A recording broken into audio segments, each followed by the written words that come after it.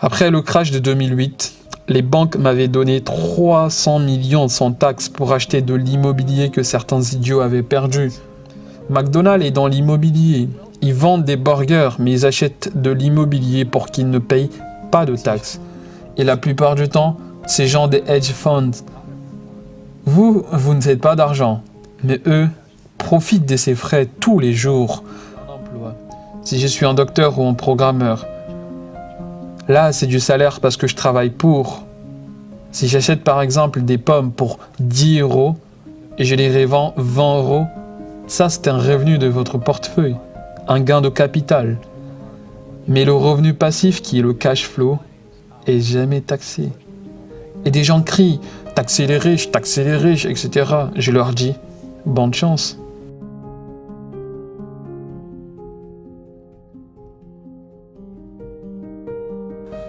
Avant toute chose, demandons-nous ce qu'est l'éducation financière. Ce n'est pas obtenir un travail, travailler dur et épargner, investir, diversifier son portefeuille dans différents stocks.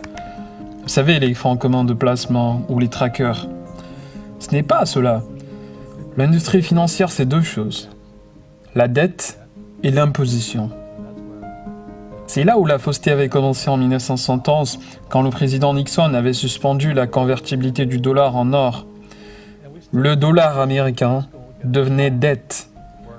Et nous continuons à dire aux jeunes d'aller faire des études, d'obtenir un emploi, travailler dur et épargner. Et peut-être sortir de vos dettes. Qui leur dit de faire cela? C'est le truc le plus ridicule qui soit. Pourquoi voudriez-vous épargner, travailler durement pour de l'argent si peu imprimer aussi vite que vous pouvez en travailler pour obtenir? En plus, ils ne font que réduire vos taux d'intérêt. Je pilotais pour la marine américaine en Vietnam. Et dans l'éducation militaire, différente de celle académique, on nous apprend à faire des erreurs. Donc, tous les jours, je pilotais.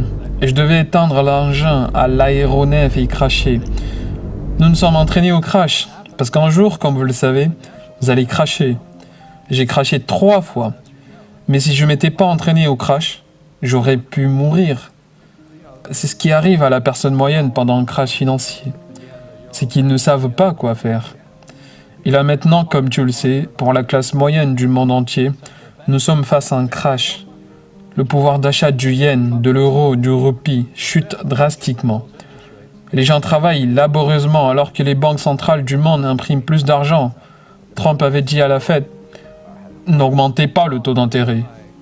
Cela enfume tous les épargnants. Et tout le monde entend que l'économie va bien, le marché des stocks aussi. Mais la classe moyenne et les pauvres passent un terrible moment. Chaque fois que je fais une intervention pour le public, il y en a qui me disent que ce que je dis est assez risqué. Regardez juste où va le cash. Suivez l'acheminement de votre argent. Ça ne rend pas la classe moyenne et les pauvres riches. Parce que ça ne fait que rendre Wall Street au City of London encore plus riche. Tout ce qu'avait fait Wall Street aux États-Unis, c'est arracher les pensions des gens. Parce que la retraite est aux États-Unis le plus grand capital. Et les États comme Kentucky, New Jersey, Illinois, ou Californie vont droit dans la faillite. Parce que Wall Street s'en est mêlé et retira toutes leurs réserves de pension. Donc, les enseignants comme mon père, les sapeurs-pompiers, les agents de police, ils n'ont plus de plan de retraite. C'est pour cela que je qualifie de faux argent, faux professeurs, faux actifs. Ils s'en mêlent dans le même système. Pourquoi ils ont suspendu la convertibilité du dollar en or? Et qu'est-ce que cela signifie? Qu'est-ce que nous ne savons pas? Cela signifie que depuis 1971, ils peuvent imprimer autant qu'ils voudraient. Et comme l'économie des États-Unis s'est empirée, le déficit augmenta. Ils peuvent imprimer encore et encore. C'est pourquoi, quand vous lisez le livre Fake, il y a un passage qui dit que les gens qui se font avoir aujourd'hui sont les pauvres et la classe moyenne, parce qu'ils travaillent pour de l'argent. Vous savez, les banquiers ne travaillent pas pour de l'argent. Ils ont de l'argent qui travaille pour eux. Grande différence ici dans la mentalité. Aux États-Unis aujourd'hui, nous avons les gens comme Ray Dalio de Bridgewater, un des plus grands types de hedge funds aux États-Unis, qui dit que l'écart entre les riches et les autres devient assez grand. On l'aurait déjà observé dès 1912 parce que le moment où vous corrompez le cours de l'argent lui-même, qui, disons-le, est la seule chose que tout le monde travaille pour, les épargnants, les autres, ils se font avoir. Et dans notre système, les faux argents, les faux enseignants, les faux actifs, ils font partie de ce système. Le gouvernement, l'éducation, Wall Street, City of London et tous les autres. Et à Paris aujourd'hui, il y a les gilets jaunes. Ce qui se passe aux États-Unis, c'est les Red Threads. Tous les enseignants enfilent ces t-shirts rouges parce qu'ils savent qu'ils se font avoir. Ils protestent parce que leur plan de retraite a été mis à zéro par Wall Street. Et qu'est-ce qu'ils ont fait? Ils ont mis un gérant d'un hedge fund pour gérer leur pension. Vous rigolez? Vous mettez le gestionnaire d'un hedge fund pour gérer la plus grande pile d'argent de pension des enseignants, des sapeurs-pompiers, des agents de police. Ils n'ont pu faire que détourner tous les cash qu'il y avait. Et les enseignants se posent des questions sans obtenir des réponses parce qu'ils ne savent pas grand-chose de ce qui se passe. Ils sont dehors à protester en masse dans tous les États-Unis. Mais vous n'entendez pas parler d'eux parce que le regard est tourné vers les gilets jaunes. On ne parle pas des Red Threads. Donc, toutes ces choses explosent maintenant. Et cela nous mène à la question que je me suis toujours posée. Qu'est-ce que nos écoles nous apprennent sur l'argent? Très peu. Parce que Wall Street ne leur permettrait pas. Quand j'étais dans l'école de l'aviation, mes instructeurs peuvent piloter et je pilotais à leur côté. Mais à l'école, vous ne savez pas si votre instructeur l'est vraiment ou pas. C'est de là que vient mon expression « faux professeur ». Quand j'étais dans mon programme de MBA, j'étais en même temps dans la marine. C'était vers les années 1973, etc. Les étudiants à l'université de Hawaï m'ont crié dessus parce que j'étais assez stupide pour m'y rendre avec mon tenue d'aviateur. Ils criaient sûrement des injures, meurtriers de gamins, etc.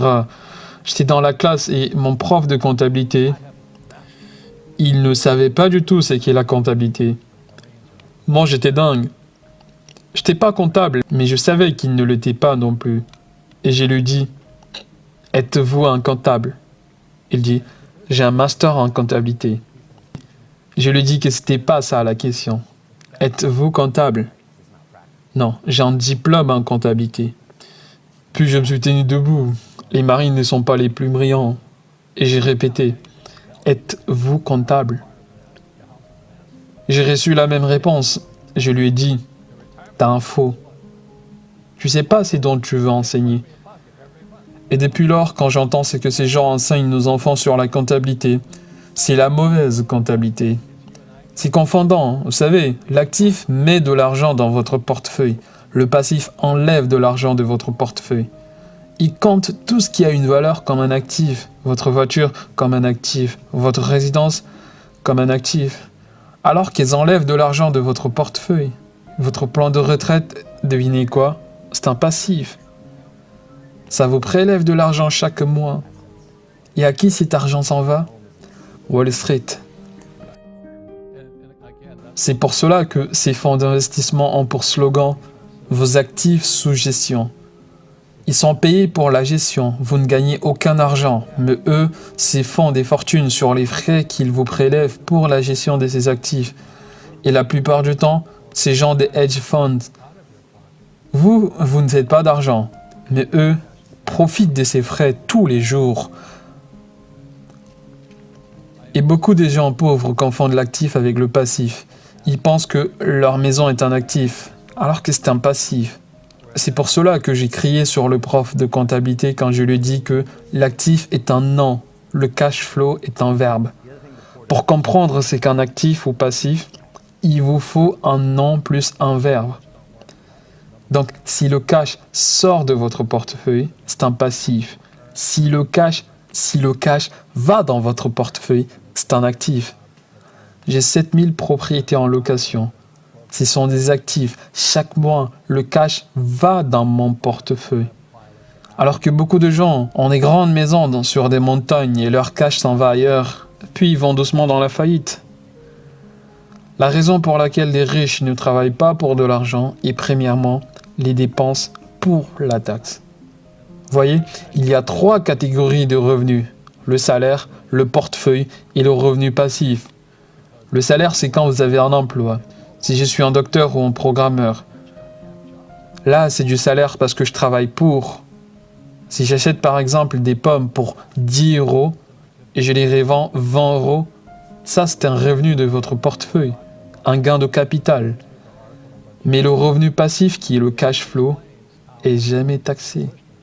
Et des gens crient « taxez les riches, etc. » Je leur dis « bonne chance ». Parce que la plupart de ces gens qui se plaignent, ils ne savent pas du tout ces 3 sources des revenus. Et les riches n'ont de toutes les manières pas de travail. Ils ont des actifs. Et donc la personne moyenne, assez vulnérable avec le slogan « envoyez les enfants à l'école ». Mais enfants, ils n'apprennent rien de tout cela. C'est pourquoi dans le livre Fake, comme nous l'avons évoqué, cet article du journal sur Jared Kushner qui explique comment les Trump et les Kushner ne payent pas la taxe et se font des millions et des millions de dollars. Et le reporter, le pauvre, ne pouvait pas comprendre. Parce que nos écoles ne nous apprennent jamais cela. Ces 3 sources de revenus. Les lois sur les impositions sont utilisables pour tout le monde si vous avez l'éducation financière nécessaire.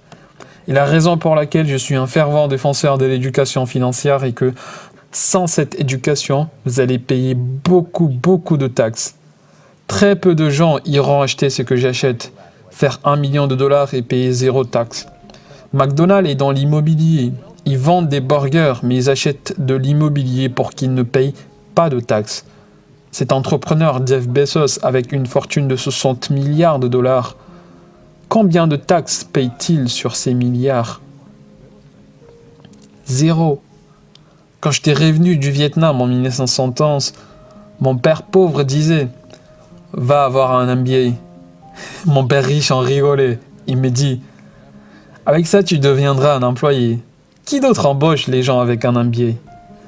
Il était juste pragmatique. Il disait que si tu veux vraiment être riche, prends des cours sur l'immobilier. Je lui dis « Pourquoi cela ?» Il dit « Une fois que tu comprendras que l'immobilier est basé sur la dette, tu apprendras comment faire usage de la dette comme une liquidité. » Parce que c'est ce qui est arrivé en 1911. Le dollar américain devenait dette. Donc, une fois que vous ayez appris à utiliser la dette comme liquidité, vous ne pouvez jamais dire « Je ne peux pas me le permettre ». Après le crash de 2008, les banques m'avaient donné 300 millions sans taxes pour acheter de l'immobilier que certains idiots avaient perdu. Et je qualifie d'idiot parce que quand les prix sont si hauts, pourquoi voudriez-vous acheter quand le marché est en son summum? Ne savez-vous pas que ça va crasher un jour? Les subprimes, les marchés dérivés, les MBS et toutes ces choses ont contribué à mener le prix de l'immobilier si haut que le reste d'entre nous ne font qu'attendre et quand tout cela crache, tous ces immobiliers se libèrent et ils ont besoin, c'est fait, et la trésorerie ont besoin des gens comme nous pour aller au secours. Donc Wall Street nous donne des millions de dollars pour récupérer tous les immobiliers que ces gens avaient perdus. Et en plus, c'est juste, parce que chacun de nous peut le faire. Quand je demande à la personne moyenne, pourquoi ne fais-tu pas usage de la dette?